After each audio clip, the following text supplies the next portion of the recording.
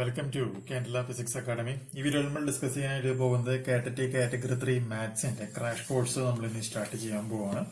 Main ക്ലാസ്സിലൊക്കെ അവസാനിച്ചു, നമ്മൾ ക്രാഷ് കോഴ്സിലേക്ക് കടക്കുകയാണ്.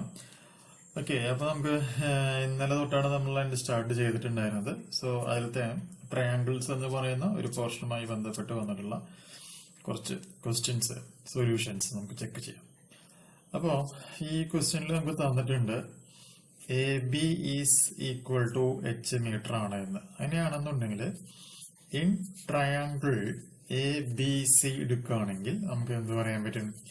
Tan 30 degree is equal to A B divided by B C ആണെന്ന് നമുക്ക് പറയാം.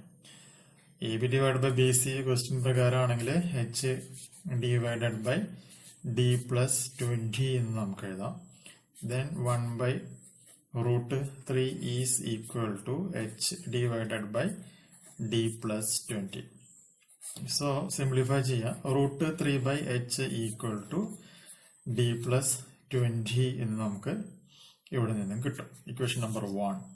അടുത്ത നമ്മൾ എന്ത് ചെയ്യണം? ട്രയാങ്കിൾ എ ബി ഡി നമ്മൾ നോക്കുകയാണ്. ട്രയാങ്കിൾ എ ബി ഡി നോക്കുമ്പോൾ tan 60 degree is equal to AB divided by BD is equal to h by d.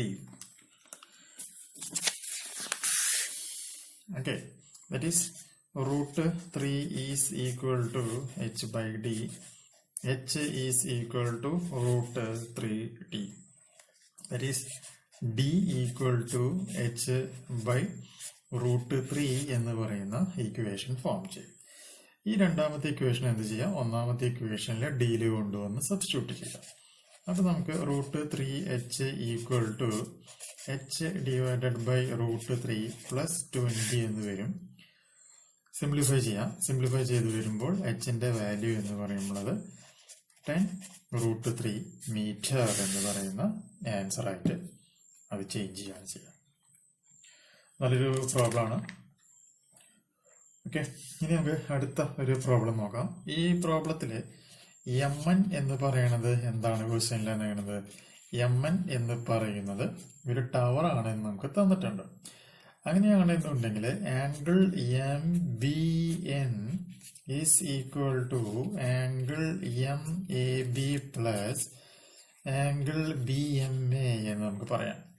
അങ്ങനെയാണ് എന്നുണ്ടെങ്കിൽ 30 degree is equal to figure അനുസരിച്ച് 15 degree plus angle B M A എന്ന് പറയാം. Angle B M A എന്ന് പറയുന്നത് 15 ഡിഗ്രിയാണ്. അത് എഴുതിയിരിക്കാം. ആംഗിൾ ബി എം എ എന്ന് പറയുന്നത് അപ്പൊ ഇതിലായിട്ട് മാറും, 15 ഡിഗ്രി ആയിട്ട് മാറും. Similarly A B equal to B M equal to 48 degree ആയിട്ട് ഈ ഒരു സംഗതി ചേഞ്ച് ചെയ്യുകയാണ് ചെയ്യുക.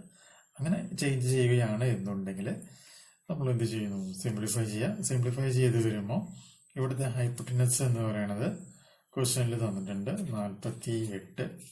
ബേസ് എന്ന് പറയണത് √3 ആണെന്നും തന്നിട്ടുണ്ട്. അങ്ങനെയാണെന്നുണ്ടെങ്കിൽ നമുക്ക് ഹൈറ്റ് എന്ന് പറയുമ്പോൾ 24 സെന്റിമീറ്റർ എന്ന് പറയുന്ന ആൻസർ ഫോം ചെയ്യും. ഓക്കെ, ഇനി അടുത്ത ക്വസ്റ്റ്യൻ നോക്കാം.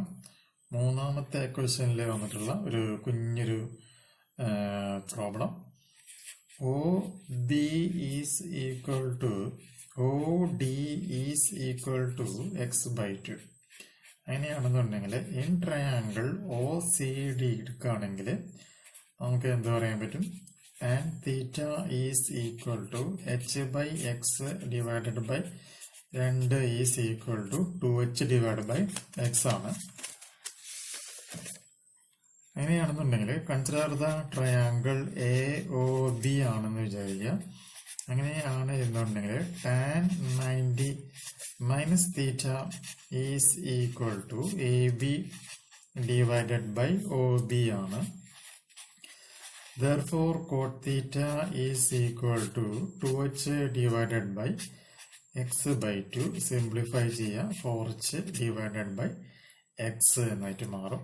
അങ്ങനെയാണ് എന്നുണ്ടെങ്കിൽ tan θ cot θ is equal to 2h divide by x into 4h divided by x. That is x square is equal to 8h square. So h square is equal to x square divided by 8. So h equal to x divided by 2 root x 2 root 2 എന്ന് പറയുന്ന answer form ചെയ്യും. Okay, അപ്പൊ നമുക്ക് 3 problems ആണ് ഇപ്പൊ അതിലത്തെ ഏറ്റവും വിഷമം പിടിച്ചത് നമ്മൾ സോൾവ് ചെയ്തേക്കുന്നതാണ്. ബാക്കിയുള്ള ക്വസ്റ്റ്യൻസ് അടുത്ത വീഡിയോയിൽ ചെയ്യാം.